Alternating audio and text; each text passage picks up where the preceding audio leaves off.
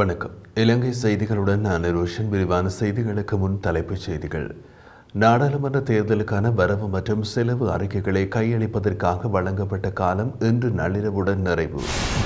தற்போது வாடகை கட்டடங்களில் உள்ள பல பொது நிறுவனங்களை அரசுக்கு சொந்தமான இடங்களுக்கு மாற்றுவதற்கு அரசாங்கம் முடிவு. ஜனாதிபதி அனுரகுமார திசாநாயக்கவுக்கு ஒதுக்கீடு செய்யப்படும் நிதி தொடர்பாக தேசிய மக்கள் சக்தி அரசாங்கம் விளக்கம். அரசியல் கைதிகள் 10 பேரின் விடுதலை குறித்து ஜனாதிபதியுடன் பேசுவதாக ஐக்கிய நாடுகள் சபையின் இலங்கைக்கான பதிவிட பிரதிநிதி சுட்டிக்காட்டு.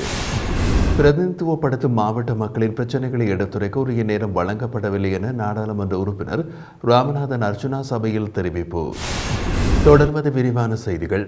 நாடாளுமன்ற தேர்தலுக்கான வரவு மற்றும் செலவு அறிக்கைகளை கையளிப்பதற்காக வழங்கப்பட்ட காலம் இன்று நள்ளிரவுடன் நிறைவடைவதாக தேர்தல்கள் ஆணைக்குழுவின் தலைவர் ஆரம்பேல் ரத்நாயக்க இதனை தெரிவித்துள்ளார். நடைபெற்று முடிந்த நாடாளுமன்ற தேர்தலில் 8361 வேட்பாளர்கள் போட்டியிட்ட போதும் இதுவரை 1985 பேர் மாத்திரமே வருமான மற்றும் செலவு அறிக்கையினை சமர்ப்பித்துள்ளதாக அவர் தெரிவித்தார்.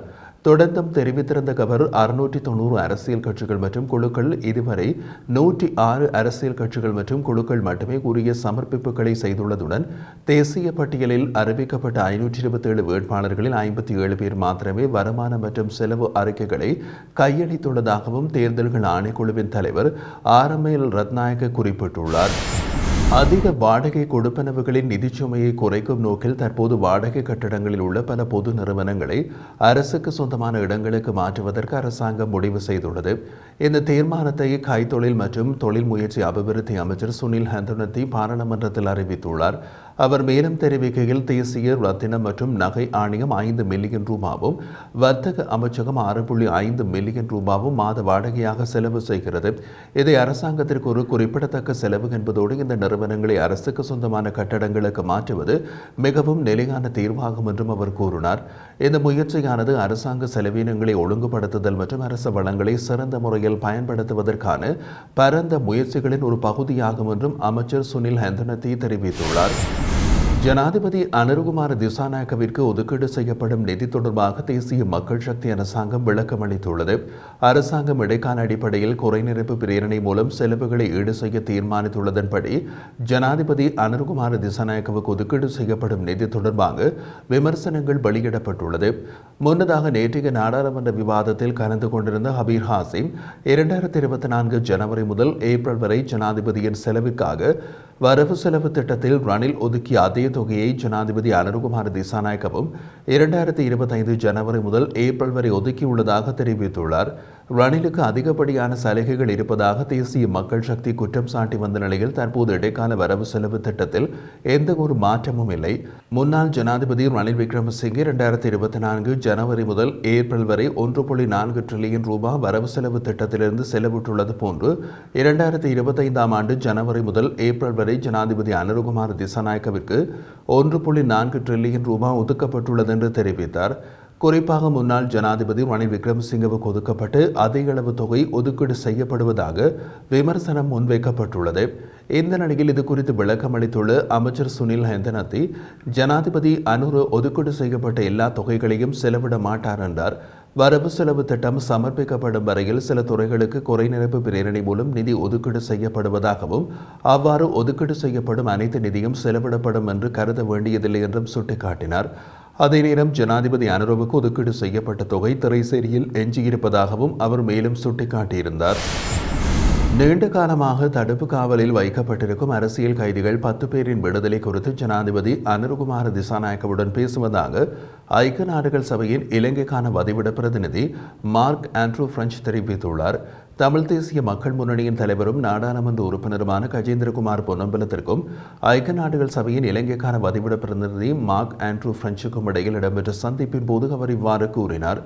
ஐநா வதிவிட பிரதிநிதியின் அழைப்பின் பேரில் இடம்பெற்ற இந்த சந்திப்பில் நாட்டின் சமகால நிலவரம், புதிய அரசின் செயற்பாடுகள், நாட்டை தொடர்ந்து முன்கொண்டு செல்வதற்கு அரசு கொண்டிருக்கும் இயலுமை உள்ளிட்ட விடயங்கள் பற்றி கலந்துரையாடப்பட்டுள்ளது. இந்த நிலையில் கஜேந்திரகுமார் பொன்னம்பலம் புதிய அரசின் ஆட்சி காலத்தில் ஊழல் மோசடிகள் குறையும் என்ற நம்பிக்கை இருக்கும் அதே நேரம் அரசுக்கு நாடாளுமன்றத்தில் பெரும்பான்மை பலம் கிடைக்கப்பெற்றிருக்கும் நிலையில் நாட்டு மக்களுக்கு வழங்கிய வாக்குறுதிக்கு முரணாக நிறைவேற்று அதிகார ஜனாதிபதி முறைமையை நீக்காமல் தொடர்வதையோ அல்லது பொருளாதார சுமைகளை குறைப்பதற்கு நடவடிக்கை எடுக்காமல் இருப்பதையோ நியாயப்படுத்த முடியாது என்றார். இந்த நிலையில் எதிர்வரும் ஒரு வருட காலத்திற்குள் இந்த இரண்டு முக்கிய வாக்குறுதிகளை நிறைவேற்ற வேண்டிய நிர்பந்தம் அரசுக்கு இருக்கிறது என்பதையும் சுட்டிக்காட்டினார். அதேபோன்று நீண்ட காலமாக தடுப்பு காவலில் வைக்கப்பட்டிருக்கும் அரசியல் கைதிகள் 10 பேர் தொடர்பாக பேசப்பட்ட போது அவர்களது விடுதலை குறித்து தானும் ஜனாதிபதி அனுர்குமார் திசாநாயக்கவுடன் பேசுவதாக ஐநா வதிவிட பிரதிநிதி மார்க் ஆண்ட்ரூ பிரெஞ்ச் கஜேந்திரகுமார் எம்பியிடம் வாக்குறுதி அளித்துள்ளமை குறிப்பிடத்தக்கது. கடந்த அரசாங்க காலத்தில் மதுபான அனுமதி பத்திரம் வழங்கியமை தொடர்பாக எதிர்வரும் வார இறுதியில் நாட்டிற்கு விரிவான விளக்கத்தை முன்வைக்க உள்ளதாக புதிய ஜனநாயக முன்னணி தெரிவிக்கின்றது. கடந்த தேர்தல் காலத்தில் 361 மதுபான அனுமதி பத்திரங்கள் வழங்கப்பட்டமை தொடர்பாக அவைத் தலைவர் அமைச்சர் பிமல் ரத்நாயக்க பாராளுமன்றத்தில் விடுத்து அறிக்கைக்கு பதிலளிக்கும் வகையில் இந்த விளக்கத்தை முன்வைக்க உள்ளதாக தன் பேச்சாளர் ஒருவர் தெரிவித்துள்ளார். மதுபான உரிமம் வழங்கும் முறைமை குறித்து விரிவாக விளக்க உள்ளதாகவும் புதிய ஜனநாயக முன்னணி தெரிவிக்கின்றது. கடந்த அரசாங்கத்தினால் வழங்கப்பட்ட மதுபான அனுமதி பத்திரங்களின் பட்டியல் பிமல் ரத்நாயக்கவினால் அண்மையில் நாடாளுமன்றத்தில் சமர்ப்பிக்கப்பட்டிருந்தமை குறிப்பிடத்தக்கது. பொது அலுவல்கள் பற்றிய குழுவுக்கு மேலும் சில பிரதிநிதிகளை நியமிக்க வேண்டிய அவசியம் உள்ளதாக அமைச்சரும் சபை முதல்வருமான பிமல் ரத்நாயக்க தெரிவித்துள்ளார். இன்று பாராளுமன்றத்தில் இடம்பெற்றவரும் இந்த வருடத்தின் எஞ்சிய காலப்பகுதிக்கான அத்தியாவசிய செலவுகளை முன்னெடுப்பதற்கான குறை மதிப்பீட்டு ஒதுக்கம் தொடர்பிலான விவாதத்தில் உரையாற்றும் போது அவர் இதனை கூறியுள்ளார். அவர் மேலும் தெரிவித்த போது நிலையீர் கட்டளைக்கு அமைவாக முதல் இடம்பெற்ற கூட்டத்தில் எதிர்க்கட்சியில் ஒவ்வொரு கட்சியிலும் ஒரு பிரதிநிதியை அதிகரிக்க இணங்கப்பட்டிருந்தது. எனினும் எதிர்க்கட்சிகளில் ஐக்கிய மக்கள் சக்தி, தமிழரசு கட்சி என்பதை தொடர்ந்து பல கட்சிகளும் ஒவ்வொரு பிரதிநிதிகளை கொண்ட கட்சிகளும் சுயாதீன குழுக்களும் உள்ளன. குறிப்பாக எதிர்க்கட்சிகளில் 12 கட்சிகளை பிரதிநிதித்துவப்படுத்துபவர்கள் உள்ளார்கள். அதன் அடிப்படையில் எதிர்க்கட்சி உறுப்பினர்களை கூட்டுவதற்கான பொறுப்பு பிரதானமாக ஐக்கிய மக்கள் சக்தி தலைவராகவும் எதிர்க்கட்சி தலைவராகவும் உள்ள சஜித் பிரேமதாசவுக்கு உண்டு. இந்த நிலையில் எதிர்க்கட்சிகளுக்குள் உள்ள 12 கட்சிகளை பிரதிநிதித்துவப்படுத்துபவர்களும் குறித்த குழுவில் பங்கு பெற்ற முடியாது. அதன்படி இதற்குரிய சந்தர்ப்பம் கிடைக்காதவர்கள் எதிர்க்கட்சி தலைவரிடம் சந்தர்ப்பத்தை பெற்றுக்கொள்ள முடியும் என்றார். மேலும் எதிர்க்கட்சி பிரதிநிதித்துவத்தை அதிகரிக்க வேண்டும் என எதிர்க்கட்சிகளின் பக்கமிருந்து கோரிக்கை வந்துள்ளதனால் ஆளும் கட்சி என்ற ரீதியில் இன்னமும் ஒரு பொறுப்பை வழங்குவதற்கு நாங்கள் எதிர்பார்க்கின்றோம். அதே நேரம் அதிகளவான உறுப்பினர்களை கொண்ட கட்சிக்கு அந்த வாய்ப்பை வழங்குவதற்கு எதிர்பார்க்கின்றோம் என்றும் குறிப்பிட்டிருந்தார். தொடர்ந்தும் கருத்து வெளியிட்ட கயந்த கருணாதிலக்கு எல்லோருக்கும் வாய்ப்பு வழங்க முடியாவிட்டாலும் நியாயமான சில குழுவினருக்கு எதிர்க்கட்சி தலைவர் கூட்டத்தில் பங்கு பெற்றுவதற்கான வாய்ப்பை வழங்குமாறும் கேட்டுக்கொண்டார். கடந்த காலங்களில் எதிர்க்கட்சிகளில் 6 கட்சிகள் இருந்தபோது 10 பேருக்கு சந்தர்ப்பம் வழங்கப்பட்டிருந்தது. ஆனால் எதிர்க்கட்சிகள் இப்போது 12 கட்சிகள் உள்ள நிலையில் 4 பிரதிநிதித்துவத்தை வைத்துக் கொள்ள முடியாது என்று குறிப்பிட்டிருந்தார். அதே நேரம் நாடாளுமன்ற உறுப்பினர் ராமநாதன் அர்ச்சுனா கருத்து வெளியிட்ட போது நான் யாழ் மாவட்டத்தை பிரதிநிதித்துவப்படுத்துகின்றேன். யாழ்ப்பாண மாவட்டத்தை எடுத்தால் தேசிய மக்கள் சக்தியை சேர்ந்த 3 உறுப்பினர்கள் தெரிவு செய்யப்பட்டிருக்கிறார்கள். எதிர்க்கட்சித் தலைவர் அவருடைய குழு 2 நிமிடங்கள் கூட பேசுவதற்கு நேரம் ஒதுக்குகின்றார்கள் இல்லை. எனவே நானும் இங்கு பேச வேண்டும் என்றும் எனக்கும் சந்தர்ப்பம் வழங்கப்பட வேண்டும் என்றும் குறிப்பிட்டிருந்தார். எதிர்க்கட்சித் தலைவர் அலுவலகத்துக்கு சென்று இது தொடர்பில் பேசிக் கொண்டதாகவும் நாம் பிரதிநிதித்துவப்படுத்துகின்ற மாவட்டத்தின் மக்களின் குறைகளை சபையில் எடுத்துரைப்பதற்கு எனக்குரிய நேரம் வழங்கப்பட வேண்டும் என்றும் சபாநாயகரிடம் தெரிவித்திருந்தார். கரு Ramanathan Arjuna மந்திரித்துமா.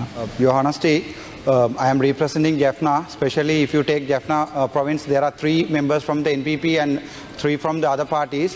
Unfortunately, the opposite leader and his team is not willing to allocate time even for 2 minutes for a debate. Therefore, I need some justification to make sure that my voice also heard, because I can't go to this opposite leader's office now at this moment.